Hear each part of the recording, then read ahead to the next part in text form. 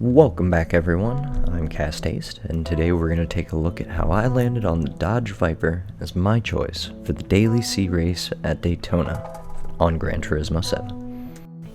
I started off where everyone else did who did the license test, the Audi R8. I grabbed the ballast, power restrictor, and racing transmission for the car, threw some rough numbers on it for a tune, then hopped on the track to see how it felt. I hopped on the track to see how the car felt, drove a couple laps, but I really couldn't get comfortable with the car itself. But eventually I did run this 49.1, which is not very good. And then after that, I just kept getting penalties. Excuse me. I wasn't ignoring track limits. Wait, where the fuck did you ignore the track limit? Thank you. Okay, let me clip and watch, like, probably some weird 24-hour line of iRacing. Yeah, probably, from the outside line that I took. After that, I kept trying to get used to the car, but I just kept struggling, especially at the bus stop. The infield section was really rough, and I just ultimately decided that the Audi R8 wasn't for me. So I took some inspiration from my buddy Lucas, and I bought a Viper. Yeah, it's cheap. Same car, I think. Just different paint. Well, that's kind of a no-brainer. Exactly. So it doesn't matter. Anyways, after that I bought a ballast, power restrictor, racing transmission. And here are the two numbers that Lucas was running in his high-level lobbies against Super GT and Aries and PX7 Aura on their fancy PS5s and high-ranked lobbies. Please send me a PS5 and a Vanadec TD Pro, thanks. His anti-roll bars were set to 3 in the front and 7 in the rear. Compression was set to 24 in the front and 24 in the rear. Expansion was set to 46 in the front and 44 in the rear. Though he said you can soften it in the rear more if you need more turn-in. Natural frequency was set to 3.4 in the front and 3.2 in the rear. Camber was set to 1.0 in the front and 0 in the rear. And tow was set to 0 for both the front and the rear. For downforce, he ran 400 in the front and 540 in the rear. But we both agree that you can set it lower if you want more top end, but the extra touch of grip is really nice to drive, especially in the later laps of the race. The computer is left at 100. The ballast is set to 60, and the power restrictor is set to 80. Now, onto the gears. Initially we had just changed 4th, 5th, and 6th gear, but eventually redid the entire gear set to a lower final drive that made better use of the Viper's good low-end torque. But the question really is, was it worth it? Well, I immediately matched my Audi R8 time, and then very quickly brought that time down to a 47.2. Which is still pretty mediocre, but a lot better. Then we get that penalty again. Anyways, on to the races, where our mediocre lap has landed us on pole. I was honestly worried going into this one because all of my experience on this Daytona track is from doing the iRacing 24 hours of Daytona. So I really felt like I was still learning the track on the game, and in general, the game itself.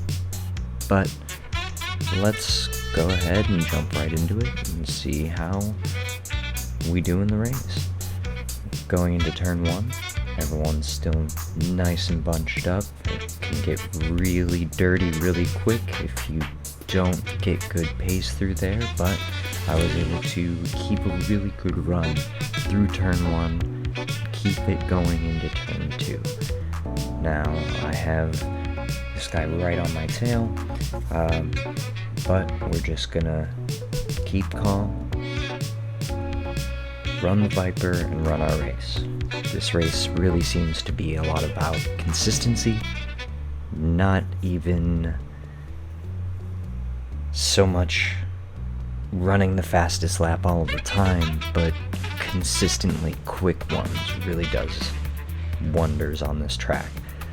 If you can keep it consistent, if you can keep the car going where it needs to go, not doing what this guy is about to do. Whoops, still my fault. Coming down into the bus stop here, I just didn't see the guy. I'll be honest, I really just didn't see him, and that's my fault. And I think I affected him into this turn because I just pulled away, although he didn't lose the position. So, still my fault. I was messing with the fuel mixture when I just didn't need to. That person, I'm very sorry. But, jumping ahead here to lap 3, this is where our strategy that we were running was born. One of my viewers suggested to do no tires and see how it goes. S not changing tires, just off the rip, just don't change them. I think I can do that. We'll see how they feel at the end of 5. Right now they're feeling alright, so I think we can do it. So we gave this a shot, and this was the strategy we ended up running for both of these races. It was really great on wheel. It does get a little bit sketchy around lap 9 and 10 with the tire wear though, I will say. Don't change. I do want to refuel though. I ended up refueling to about 5.4 laps on the first one and about 5.2 on the other one. That's very generous still, I think. The car is very good on fuel, especially with the way you drive it. And I think it's okay to run probably 5.1 or even 5 right on, and you'll be fine. I had this weird interaction coming around at the end of lap 6, having to take first again after coming out of the pits, where I thought he was moving to the right to give me room. I should have gone to the outside either way, probably held more speed, but yeah. Overall, the Viper was a really great pick. It seemed to really feel consistent throughout all 10 laps. It allowed me to push where I needed to push, and I was able to comfortably lap and pull away from the competition. But we'll go over what I really think are the pros and cons of the Viper in the next race.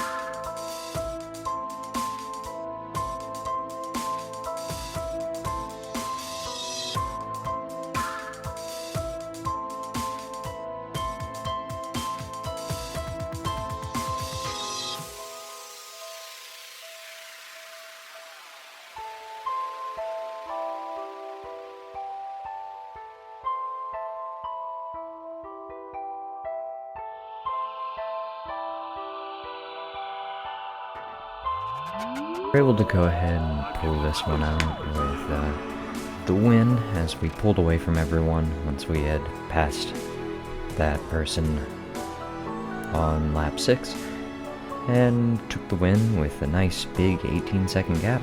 Now, these lobbies aren't the most competitive lobbies. I'm still climbing. I am new to the game, but this car, time and time again, in so many different people's hands, has proved itself to be extremely strong and consistent, and I really think you should give this a shot, especially if you're struggling with something like the Huracan or the R8. You get what you give. Fair warning. Hilarious. With an opening like that and a lobby that is already prepared to let you know that you get what you give, there was no way this race wasn't going to be content. And it was for about the first lap. As you can see, this driver in front of us is not quite so smooth this time and is having a lot of troubles with that Mazda RX-Vision. He almost dives into the other one and they almost collide, and I just knew I needed to back off. I just need to chill. Oh, yep. Okay.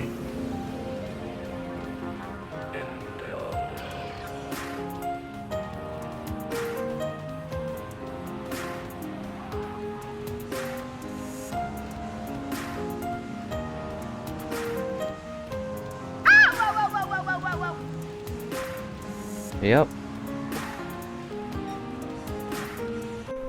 I just knew with the way they were pushing that is exactly how it was gonna go. Both of them really needed to win this race on lap 1. And it's a 10-lap race. It didn't go so hot for them.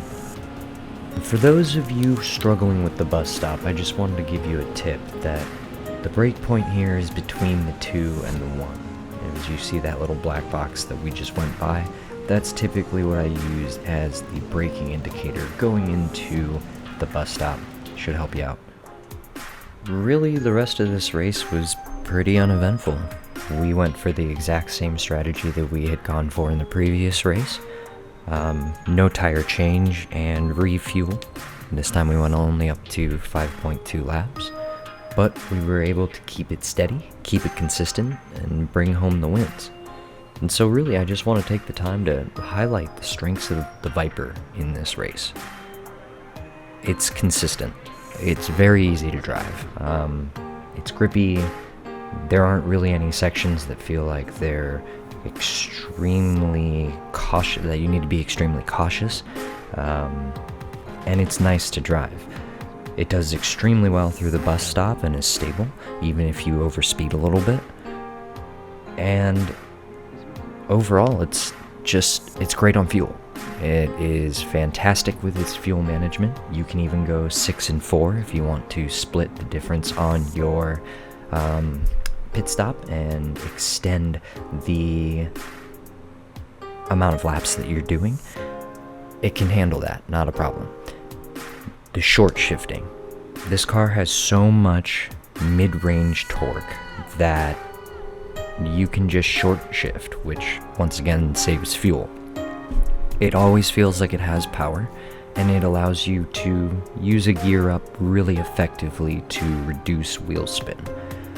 All in all, I'm not going to say it's a meta car. I'm not going to tell you that it's the best or that the tune that I provided is the best for it. It can always be improved.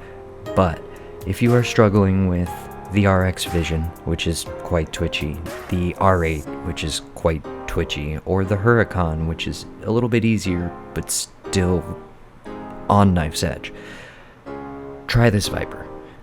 It really is that consistent pick that is very good at this track. The low-end torque makes it extremely stable throughout the track, and it really does thrive here. So, those are my thoughts on it. As you can see, just like the last race, the consistency of the Viper really was my friend. I was able to just pull away from the pack and put down consistent lap times. The tire strategy, you could replace the tires if you wanted to, and you would have a better experience, and you'll probably keep faster and more consistent times in the later stages of the race. But the time saved from the no tire strategy was really massive for this car and for the races, really. I think that they were a huge time save. And I really think that they helped spread the gap. I was even able to make a mistake in one of the races, and it just didn't matter because I was simply that far ahead. This car is very strong. It's not the best, but it is very strong. And if you were looking for something different, something that not a lot of people are running but is still very successful, this is it. It's extremely good at this track. But that's gonna be it for me. I really don't have much more to say about it. I really enjoyed the pick and I wanted to share it with everyone so that maybe you can get some daily wins before it disappears. If you like this content, please do give it a like. If you want to see more like this, let me know in the comments below. I enjoy the daily races and I'd like to start making more content for them. So please, if you enjoyed it, let me know. And if you're enjoying the content in general, please subscribe. But hey, I'm not going to force your hand. Do what you gotta do. If you enjoyed the content, I'm already doing great. So, with that being said, I will let this race run out, and I will see you all on the next one.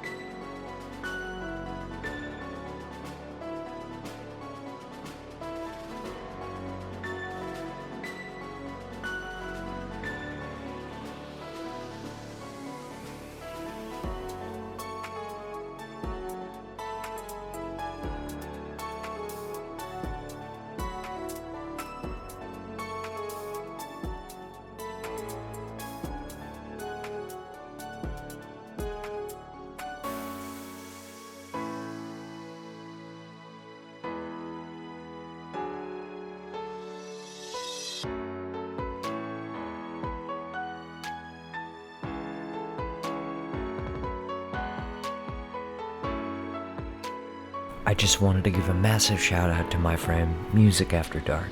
Thank you so much for letting me use your music on the channel to help me bring a whole nother level to the videos. Thank you so much, my friend. I will be shouting you out in each and every one of these. Your music is awesome. Go check them out. There's a link in the description below.